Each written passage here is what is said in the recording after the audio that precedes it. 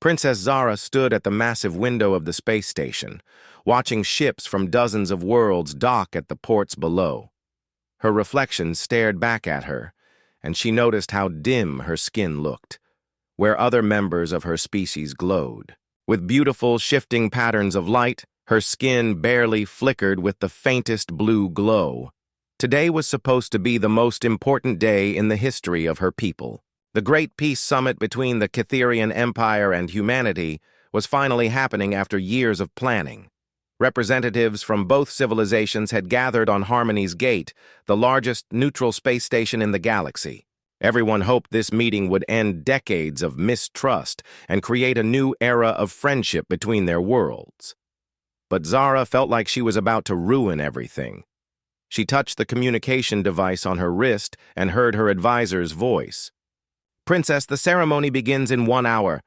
The first bonding attempt will be with Ambassador Chen from Earth's diplomatic corps." Zara's stomach twisted. The bonding ceremony was the most sacred part of Catherian culture. When two beings bonded, they could share thoughts, feelings, and memories directly through their minds. It created perfect understanding between people. For her species, it was the only way to truly know someone. The problem was that Zara couldn't do it. She had been born with something her doctors called neural blockage syndrome. The pathways in her brain that should have connected her to others simply didn't work. While every other Catherian could reach out with their mind and touch another consciousness, Zara's thoughts remained trapped inside her own head. Growing up, she had watched her friends bond with each other, sharing jokes without speaking, feeling each other's emotions as if they were their own. She had seen her parents communicate entire conversations through brief mental touches. But when anyone tried to bond with her, they met only empty silence. "I should never have agreed to this," Zara whispered to herself. "What was I thinking?" Her mother, the Empress, had insisted that Zara represent their people at this historic summit. "You are my daughter and the heir to our throne," she had said. "The humans need to see that we trust them enough to send our most precious representative." But what her mother didn't understand was that without the ability to bond, Zara couldn't truly represent anyone. How could she speak for her people when she couldn't even connect with them the way nature intended? The ceremony hall was already filling with delegates when Zara arrived. Humans in their formal dark suits stood on one side, while Catherians, in flowing robes that changed color with their moods, gathered on the other. In the center of the room sat 2 chairs, surrounded by monitoring equipment that would record the historic first bond between their species. Ambassador Chen was a kind-looking, middle-aged human with gentle eyes. He bowed respectfully when he saw Zara approach. "Your Highness, it's an honor to attempt this bonding with you. Our scientists believe that if we can successfully connect our minds, it will prove that our species can truly understand each other." Zara nodded, trying to hide her nervousness. "The honor is mine, Ambassador." They sat in the ceremonial chairs as technicians attached sensors to both of their heads. The room fell silent as hundreds of eyes watched them. Zara could feel the weight of history pressing down on her shoulders. "Please begin the bonding sequence," announced the ceremony leader. Zara closed her eyes and tried to do what came naturally to every other member of her species. She reached out with her mind, searching for the pathway that should connect her to Ambassador Chen. She concentrated harder than she ever had before, desperately hoping that maybe this time would be different. But there was nothing. Just the same empty silence she had lived with her entire life. Ambassador Chen's face showed confusion first, then concern. The monitoring equipment showed his brain activity spiking as he tried to reach toward her, but the readings from Zara's mind remained flat and unresponsive.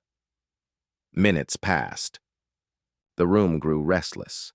Whispers started among the delegates. "I don't understand," Ambassador Chen said softly. "It's like there's nothing there to connect to." Zara opened her eyes and saw the disappointment on faces throughout the room. Some of the human delegates were checking their devices, probably wondering if this was some kind of trick.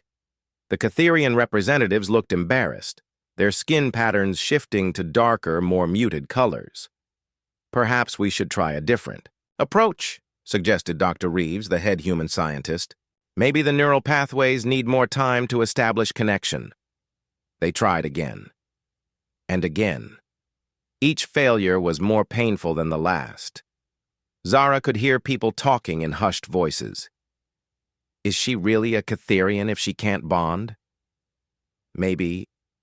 They sent someone defective on purpose. How can she represent her people if she's not like them? After the fourth failed attempt, Zara couldn't take any more. She stood up abruptly, removing the sensors from her head. "I apologize," she said, her voice shaking slightly. "I seem to be having technical difficulties today." Ambassador Chen reached out to comfort her, but stopped himself, probably realizing that any gesture of sympathy would only make the situation more awkward for everyone watching. The ceremony leader announced a recess, and the delegates began filing out of the hall, their conversations filled with concern about what this meant for the peace talks. If the Catherian princess couldn't even bond with a willing human partner, how could their species ever truly understand each other? Zara walked quickly through the corridors of the space station, trying to escape the stares and whispers that followed her. Her skin, already dim, seemed to grow even paler. She found herself in an empty observation deck, looking out at the stars. For the first time since arriving at the station, she was truly alone. The weight of her failure pressed down on her like a physical force. She had not just embarrassed herself, she had potentially ruined the most important diplomatic mission in her civilization's history. She pulled out her personal communicator and started to record a message to her mother. "Your Majesty, I regret to inform you that I am not suitable for this mission. I recommend that you send someone else to represent our people, someone who can actually fulfill the duties required of a Catherian representative." But she didn't send the message. Instead, she sat in the darkness, watching the ships come and go, and wondered if there would ever be a place in the universe for someone like her. What Zara didn't know was that in a research lab several levels below, someone had been watching the bonding attempts very carefully. Dr. Elena Vasquez, a scientist who had spent years studying how different species communicated, had noticed something that everyone else had missed. While Zara's telepathic channels remained silent, her skin patterns had been shifting in complex, beautiful ways throughout the entire ceremony, and Elena thought she knew what those patterns might mean. Dr. Elena Vasquez couldn't sleep that night. She kept thinking about what she had witnessed during the failed bonding ceremony. While everyone else had focused on the silence from Princess Zara's mind, Elena had been watching something completely different. Elena worked in the xenobiology department of Harmony's Gate, studying how different alien species communicated. She had spent the last 5 years researching Catherian biology, and she knew something that most diplomats didn't. Not all Catherians communicated through telepathy alone. In her lab, Elena pulled up recordings from the ceremony on her computer screen. She slowed down the footage and enhanced the lighting to get a better view of Princess Zara's skin patterns. What she saw made her heart race with excitement.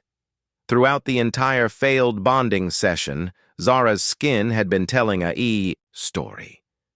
Subtle waves of blue and silver had rippled across her arms. Tiny sparkles of gold had appeared and disappeared around her temples. Most people had dismissed these as random nervous reactions, but Elena recognized them as something much more important. They were words. Elena had been studying ancient Catherian texts for years, back when the species first evolved and didn't have telepathic abilities yet. Before they developed mind-to-mind communication, Catherians had used their color-changing skin to talk to each other. It was like a living, breathing language written in light and color. The language had been forgotten by most Catherians once. Telepathy became their main way of communicating. But Elena had spent years learning to read these ancient patterns, believing they might be the key to better understanding between species. She's been trying to communicate the whole time, Elena whispered to herself. She just speaks a different language. Elena spent the next few hours reviewing all the footage she could find of Princess Zara from the past few days. Every interaction told the same story. When human diplomats approached her with formal speeches, Zara's skin would show patterns that Elena recognized as polite interest mixed with sadness. When other Catherians tried to include her in their telepathic conversations, her patterns showed longing and frustration. But there was something else in those patterns. Elena saw intelligence, kindness, and a deep desire to connect with others. Princess Zara wasn't broken or defective like people whispered. She was just speaking in a way no one else remembered how to understand. The next evening, Elena made a decision that could get her fired from her job. She was supposed to observe the diplomatic meetings, not interfere with them. But she couldn't. Stand by and watch Princess Zara suffer when she might be able to help. Elena found Zara in the same observation deck where she had been the night before. The princess was sitting alone, staring out at the stars. Her skin was barely glowing at all now, showing only the faintest patterns of blue and gray. "Your Highness?" Elena said softly, not wanting to startle her. Zara turned around, surprise flickering across her features. "Dr. Vasquez, isn't it? From the research department. You shouldn't be here. I'm supposed to be preparing for tomorrow's ceremonies, but I don't see the point anymore." Elena took a careful step closer. "Actually, I was hoping we could talk. I've been watching your skin patterns during the bonding attempts." Zara's face flushed with embarrassment, and her skin shifted to darker colors. "I know they look strange. I can't control them very well when I'm nervous." "No, you don't understand," Elena said quickly. "They're not strange at all. They're beautiful. And more importantly, I think I know what they mean." For the first time since arriving at the station, Zara looked genuinely surprised. "What do you mean?" Elena pulled out her tablet and showed Zara some of the patterns she had recorded. "This pattern here when Ambassador Chen was speaking to you yesterday. In ancient Catherian color language, this means, 'I hear your words and respect them.' And this one, when the ceremony leader announced the bonding failure, this translates roughly to, 'I am sad to disappoint those who trust me.'" Zara stared at the screen in shock. "You can read my skin patterns?" "I've been studying your species' original language for years," Elena explained. "Before Catherians developed telepathy, you communicated through these beautiful light patterns. Most of your people have forgotten this language exists, but you never stopped speaking it." Tears began forming in Zara's eyes, and her skin started showing rapid bursts of gold and white. Elena recognized these patterns as expressions of hope and amazement. "No one has ever understood what I was trying to say," Zara whispered. "My whole life, I thought I was just broken." Elena sat down beside her on the observation deck bench. "You're not broken. You're speaking one of the most beautiful languages I've ever seen. The problem isn't with you. It's that everyone else forgot how to listen." For the next hour, Elena showed Zara her research. She had compiled databases of ancient Catherian color patterns, their meanings, and how they evolved over thousands of years. She had even developed computer programs that could translate the patterns into other languages. "I can't believe someone took the time to learn this," Zara said, her skin now glowing with warm patterns of gratitude and wonder.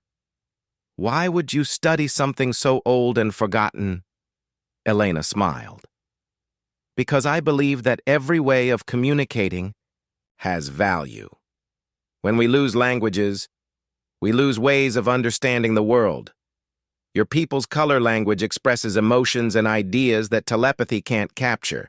It's more artistic, more nuanced." As they talked, Elena began to notice something incredible happening. The more comfortable Zara became, the more complex and beautiful her skin patterns grew. She was essentially having a conversation through color and light, and Elena was beginning to understand some of it without even checking her translation programs.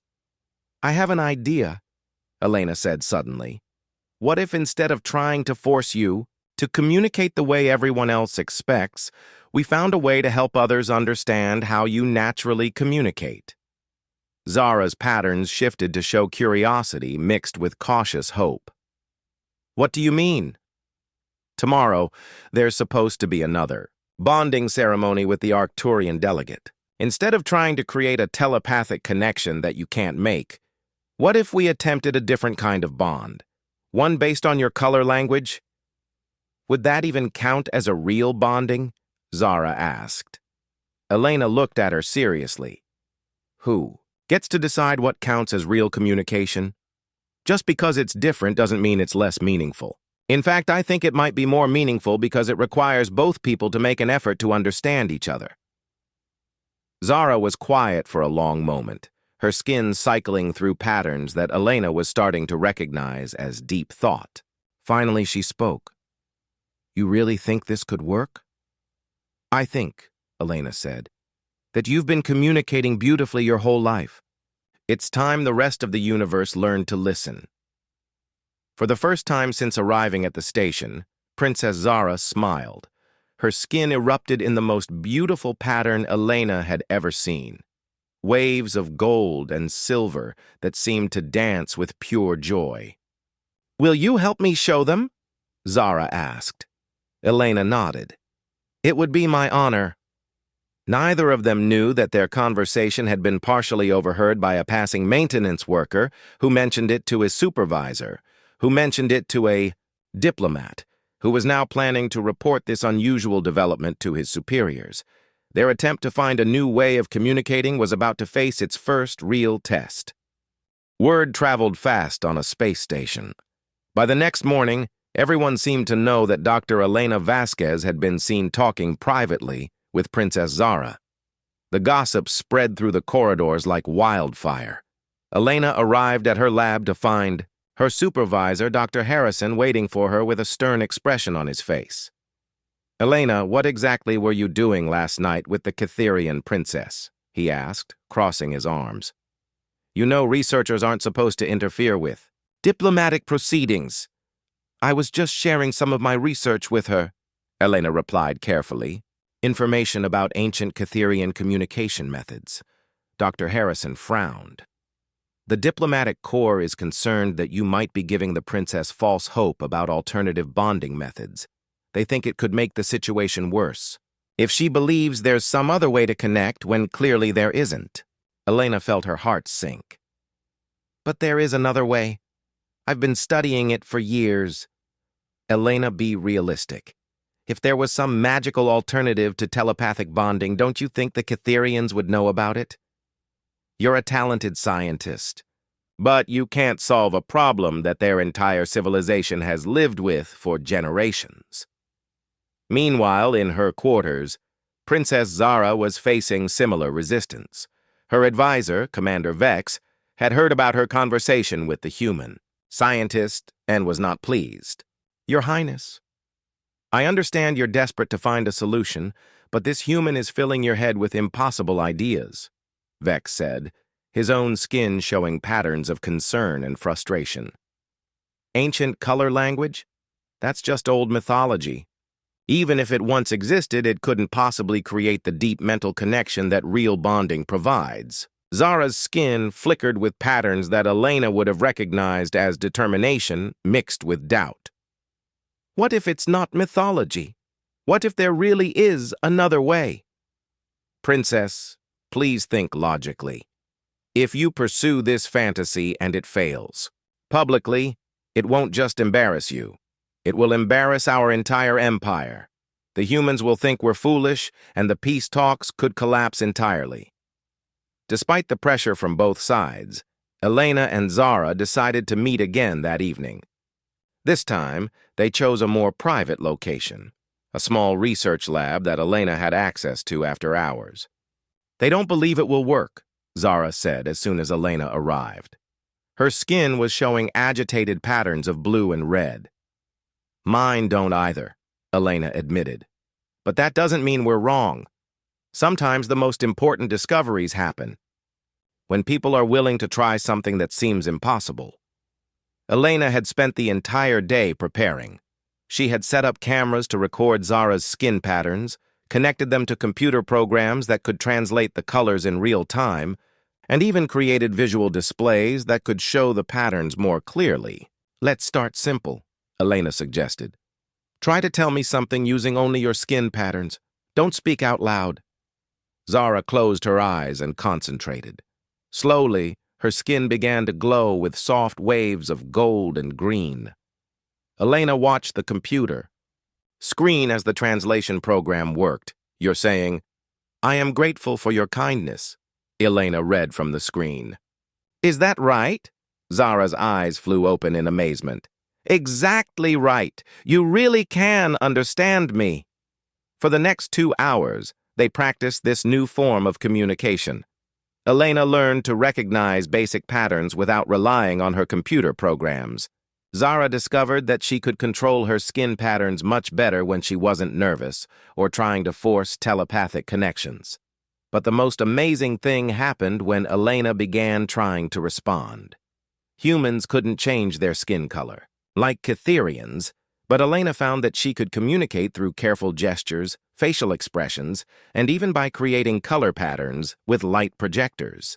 "This is incredible," Zara whispered during a break. "I feel more connected to you right now than I've felt to anyone in my entire life. And we're not even sharing thoughts directly." Elena nodded, equally amazed. "Maybe that's the point. When you have to work to understand someone, when you have to pay attention to every signal they're sending, it creates a different kind of intimacy. It's not automatic like telepathy. It's chosen." Their breakthrough session was interrupted by the sound of the lab door opening. Commander Vex and Dr. Harrison entered, both looking stern and disapproving. "I thought I might find you here," Dr. Harrison said. "Elena, this has gone too far. You're being removed from any involvement with the diplomatic proceedings." "And Your Highness," Commander Vex added, "you're expected at tomorrow morning's ceremony. With the Arcturian delegate, no more experiments with impossible communication methods." But Zara stood up, her skin blazing with patterns that Elena had learned meant fierce determination. "No," she said simply. Both officials looked shocked.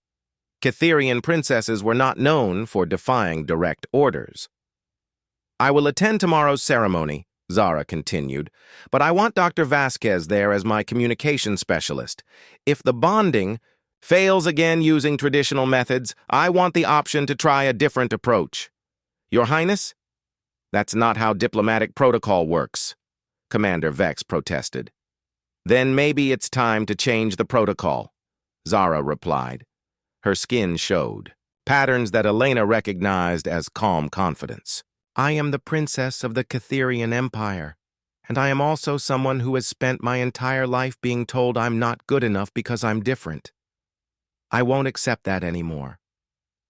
Elena felt a surge of pride watching Zara stand up for herself, but she also felt worried. "Zara, if we try this publicly and it doesn't work, the consequences could be severe for both of us." Zara turned to her, skin showing patterns of gratitude and resolve. "Elena, you showed me that I'm not broken. You proved that I can communicate in ways that are just as meaningful as telepathy. Even if everyone else thinks we're crazy, I know what I experienced tonight. We connected, really connected.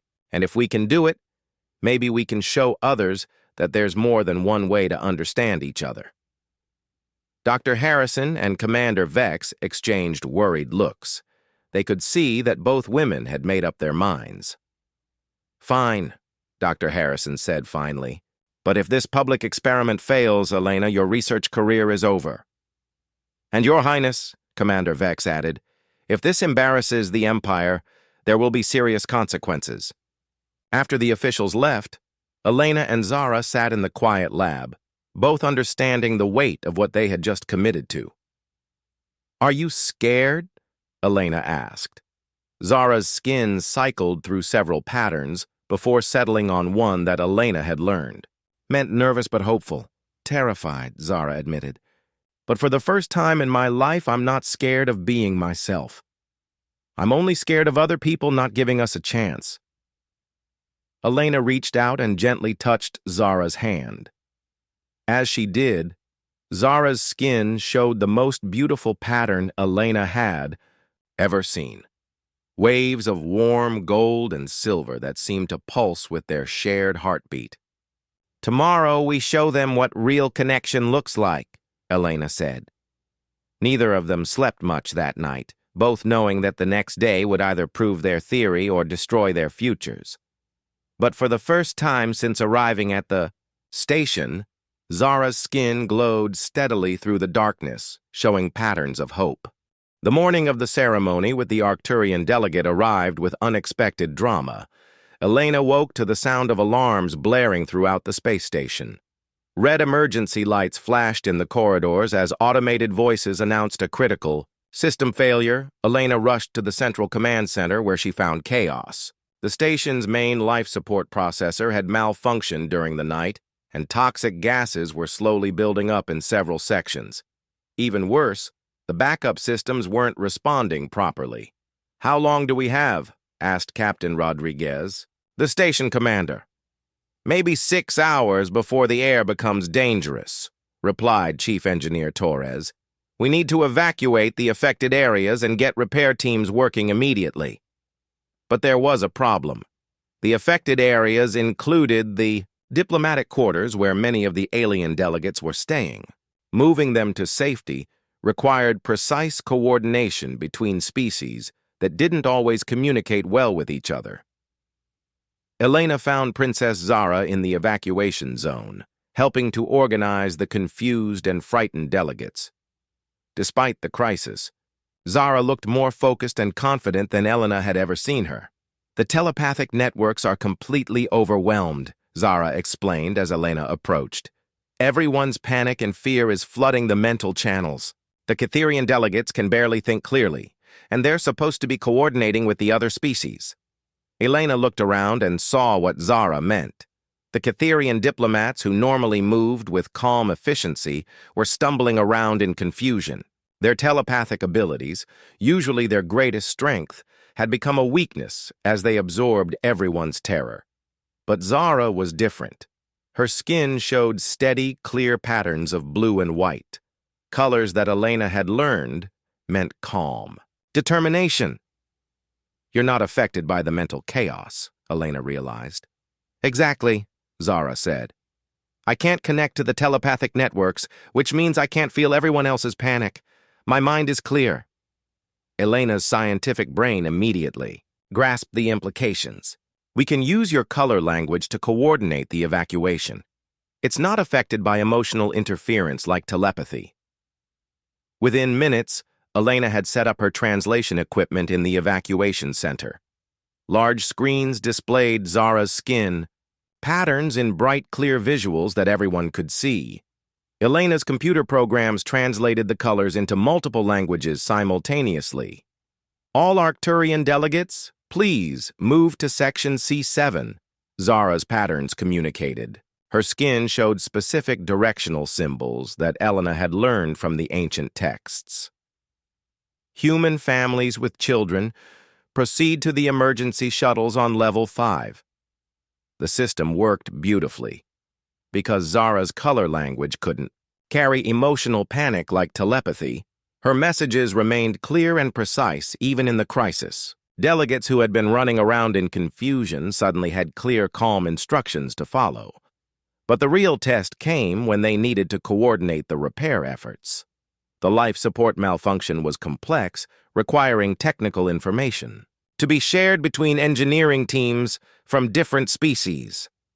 "I need to tell the Arcturian engineers that the primary coolant line is blocked in Section 12, Chief Engineer Torres said desperately. "But every time we try telepathic contact, we just get flooded with everyone's fear." Zara stepped forward. "I can relay that message."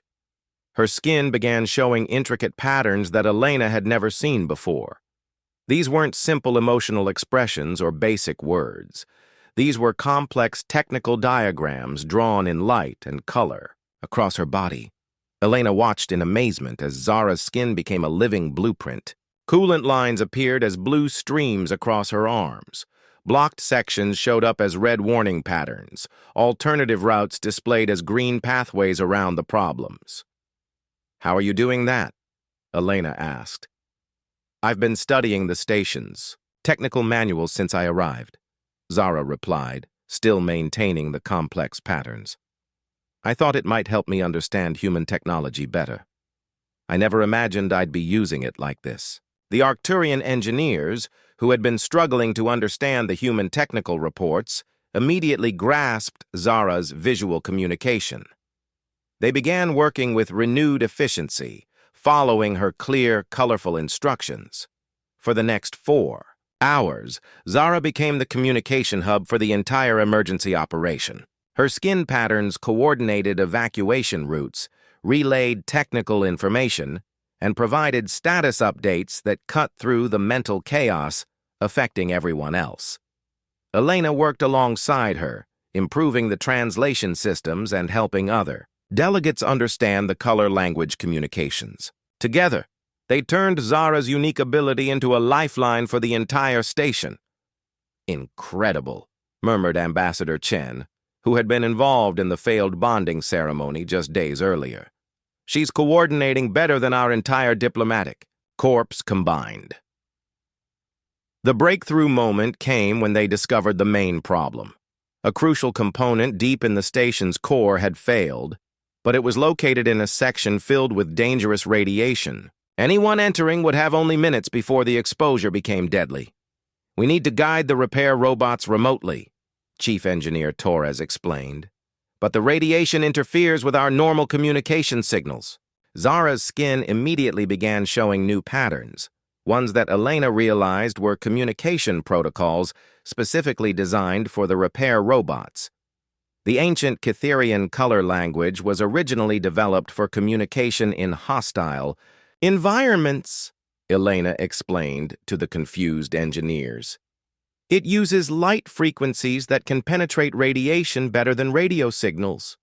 Using Zara's patterns as a guidance system, the repair robots successfully navigated to the damaged component and completed the repairs. The toxic gas levels began dropping immediately, and the emergency was over.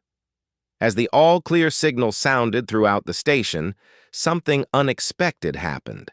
The delegates who had been saved by Zara's unique communication abilities began gathering around her not to criticize or question, but to thank her. "Your Highness," said the Arcturian delegate who was scheduled for the bonding ceremony, "I have never experienced such clear, precise communication during a crisis. If this is how your people can connect with others, then I would be honored to attempt a bond using your methods." Elena felt tears forming in her eyes as she watched Zara's skin burst into patterns of pure joy and amazement. For the first time in her life, Zara was being praised not despite her differences, but because of them. Commander Vex approached with the expression Elena had never seen before, respect mixed with apology. "Your Highness," he said formally, "I owe you an apology. What I witnessed today was not a failed princess trying to cover up her limitations. I saw a leader using her unique abilities to save lives. Perhaps it is time for our people to remember that there are many ways to serve the Empire." Dr. Harrison appeared at Elena's side, looking equally humbled. "Elena, your research may have just revolutionized interspecies communication. I think the Diplomatic Corps owes you both a formal apology and a new research budget." As the evacuation, areas emptied and normal operations resumed, Elena and Zara found themselves alone in the command center, surrounded by the equipment that had made their success possible. "We did it," Zara whispered, her skin showing the most beautiful celebration patterns Elena had ever seen. "No," Elena corrected gently. "You did it. You saved everyone on this station today, and you did it by being exactly who you are." For the first time since arriving at Harmony's Gate, Princess Zara felt truly proud of herself. She wasn't a broken Cytherian trying to fit in with others. She was a unique individual with gifts that no one else possessed. Tomorrow would bring new challenges, but tonight she finally understood her own worth. 3 months after the crisis that changed everything, Princess Zara stood before the Cytherian High Council in the great crystal chamber of her home world. But this time, she wasn't there to defend herself or apologize for her differences. She was there to present a proposal that could transform her entire civilization. Honored council members, Zara began, her skin showing patterns of respectful confidence.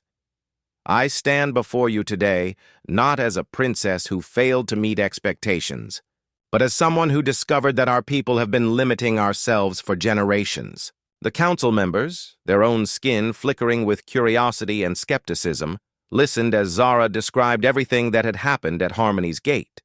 She told them about Elena's research, about the ancient color language that their ancestors had used, and about how this forgotten form of communication had saved thousands of lives during the station crisis. But Your Highness, interrupted Council Leader Thane, surely you're not suggesting that we abandon telepathy in favor of these primitive light patterns? Zara's skin showed patterns of patient explanation. Not abandon, Honored One, expand. What we learned is that different forms of communication serve different purposes. Telepathy is wonderful for sharing emotions and quick thoughts, but color language can communicate technical information, work in hostile environments, and connect us with species who aren't telepathic. She activated a holographic display that showed the communication networks Elena had helped design. More importantly, we discovered that approximately 15% of our population has some degree of neural blockage like mine. For centuries, we've treated these individuals as disabled. But what if they're not disabled at all? What if they're naturally gifted in a form of communication we've forgotten how to value? The revelation sent ripples of colored light across the council chamber, as members discussed this possibility through their telepathic networks. Finally, Council Leader Thane spoke again. Princess Zara, are you proposing that we establish formal programs to redevelop this ancient language? I'm proposing more than that, Zara replied, her patterns showing bold determination. I want to create the first interspecies communication institute where individuals like me can serve as bridges between different forms of consciousness.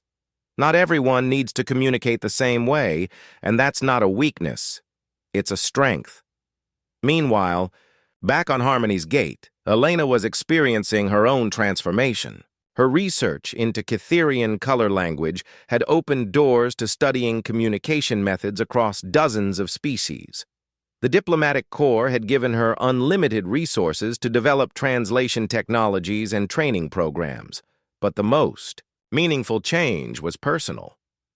Elena had always felt like an outsider among her own species, more comfortable studying alien cultures than navigating human social interactions.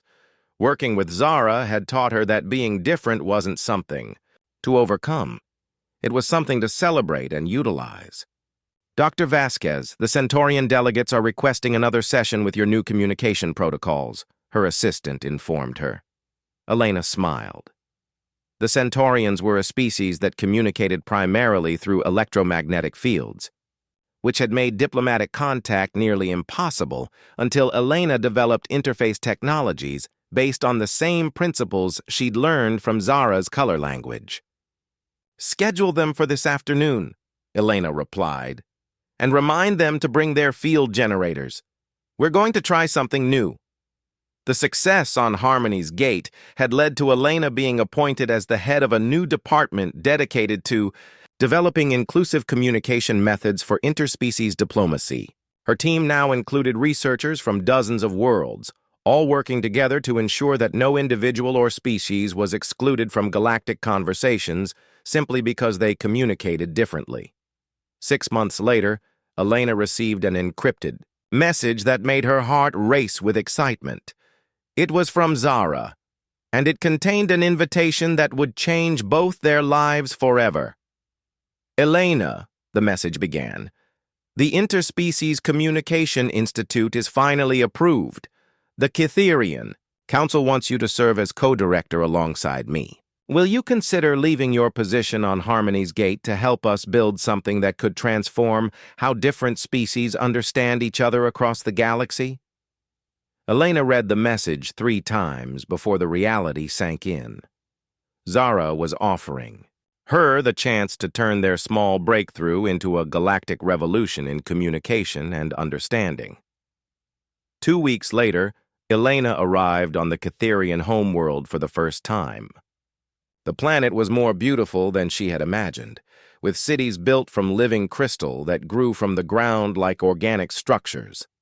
But the most amazing sight was Princess Zara waiting for her at the spaceport. Zara's skin blazed with patterns that Elena immediately recognized as pure joy mixed with nervous excitement. But there were new patterns, too. Ones that Elena had never seen before. You've been developing new expressions, Elena observed with delight. I've been working with other individuals who have neural blockage, Zara explained. We've discovered that our form of communication is much richer and more complex than even your research suggested. We're not just using ancient patterns, we're creating entirely new ones. Elena followed Zara to the construction site of the new institute. The building itself was a marvel of cooperative engineering, designed by architects from multiple species. To accommodate different forms of communication, there were chambers with special lighting for color language, rooms with electromagnetic field generators for species like the Centaurians, and even spaces filled with different atmospheric compositions, for beings who communicated through scent or sound vibrations. Elena, I want to show you something, Zara said, leading her to a large chamber filled with individuals from dozens of species. These are our first students, beings from across the galaxy who communicate in ways their own societies don't always understand or value.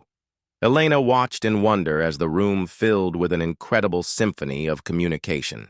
Catherians with skin patterns like Zara's worked alongside humans who used complex sign languages, Arcturians who spoke in harmonic frequencies, and beings she didn't even recognize who seemed to communicate through shifts in temperature and air pressure. This is what we've built together, Zara continued. A place where being different isn't just accepted, it's essential.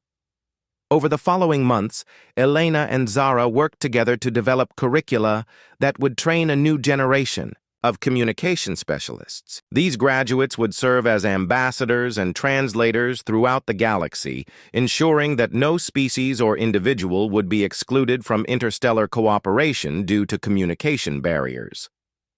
But perhaps the most important aspect of their work was personal. Elena and Zara had developed their own unique form of connection that combined elements from both their cultures. Elena had learned to create beautiful light patterns using technology, while Zara had developed an understanding of human nonverbal communication that went far beyond what most humans possessed. You know what I find most interesting about our bond? Elena said one evening as they worked late in their shared office. What's that? Zara asked, her skin showing patterns of comfortable curiosity. It's not automatic like telepathy. Every day we have to choose to understand each other. We have to pay attention, work at it, be patient when we don't get it right the first time. But that effort makes the connection feel more precious, doesn't it? Zara's skin erupted in patterns that Elena had learned meant profound agreement mixed with affection. That's exactly what I've been trying to explain to the Council. Real understanding isn't something that just happens. It's something we build together, one conversation at a time. As their institute grew and students graduated to serve throughout the galaxy, Elena and Zara often received messages from worlds where their communication methods had prevented conflicts, enabled scientific collaborations, or simply helped individuals feel less alone in the universe. But the message that meant the most came from a young Catherian who had been born with neural blockage similar to Zara's. Your Highness and Dr. Vasquez, the message read, my parents brought me to your institute because they didn't know what else to do with a child who couldn't bond telepathically. But you taught me that I'm not broken. You showed me that my color language is beautiful and valuable. For the first time in my life, I understand that being different makes me special. not defective. Thank you for proving that there are many ways to connect with others, and all of them matter. Elena and Zara read the message together, both understanding that this was why their work mattered. They weren't just developing new technologies or diplomatic protocols. They were changing how entire civilizations thought about difference, disability, and the many ways beings could understand each other. Years later, when historians studied the period that transformed interspecies relations across the galaxy, they would point to many factors. Advanced technologies, enlightened leadership, and economic cooperation all played important roles. But many would argue that the real breakthrough came from a simple question asked by one human to an alien princess who felt broken and alone. "Will you teach me how you communicate?" Onel,